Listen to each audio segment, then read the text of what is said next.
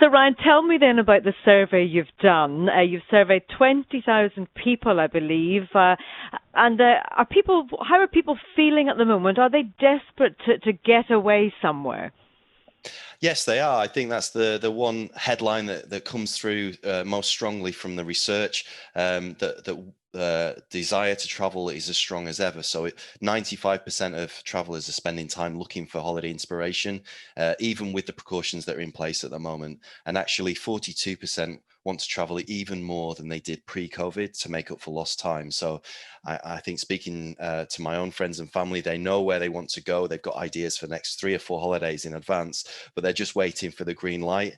And the research tells us that a third of travelers who intended to travel this year with friends and family to celebrate an occasion, they definitely will do that when the time is right. They're determined that celebration will take place and that they will travel. So the number one thing from the research is that the desire to travel is as strong as ever.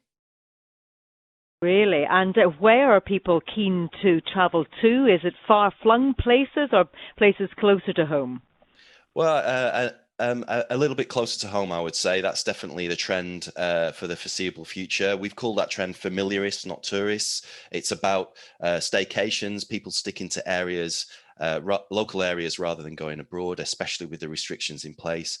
46% have said that they're going to use the time to explore the natural beauty of their home country. I really identify with that. The first break that I took after lockdown was a week spent close to where I was born and grew up. I think it's the travel equivalent of comfort food. Essentially, you're traveling somewhere that you've been previously just for the familiarity. So we see people going to very familiar destinations. Do you think that many people will have been, perhaps stung by having had holidays cancelled as we went into the pandemic and maybe the difficulties getting refunds? Will people be wary of booking holidays, certainly shelling out, a lot of money maybe for a foreign holiday in future? Yes, I mean, I think from on behalf of Booking, I would say that we strongly encouraged our accommodation partners to refund bookings through the first lockdown for any traveller that was affected.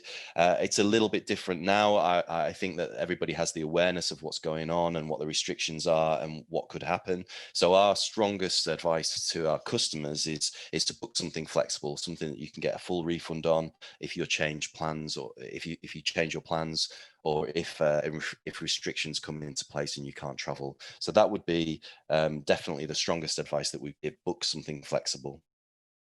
And I've come across this term workcation. What is a workcation? Yes, this is about no longer being confined to 5 days a week in the office, desperate for a change of scenery from working from home. So we see a significant rise in what we would call a workation.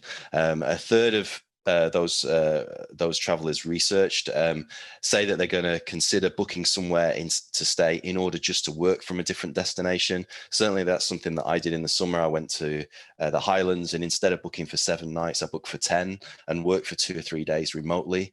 And I think, if permitted, we could see people doing that at Christmas, so extending their Christmas breaks wherever they were planning to go and spending a few days extra just working remotely. I think it's about taking the positives out of the situation, and in the case of remote working, that means taking advantage of the flexibility. Fantastic. Well, there's an idea, isn't it? I will think about that one. Not sure how it would work, but we'll see.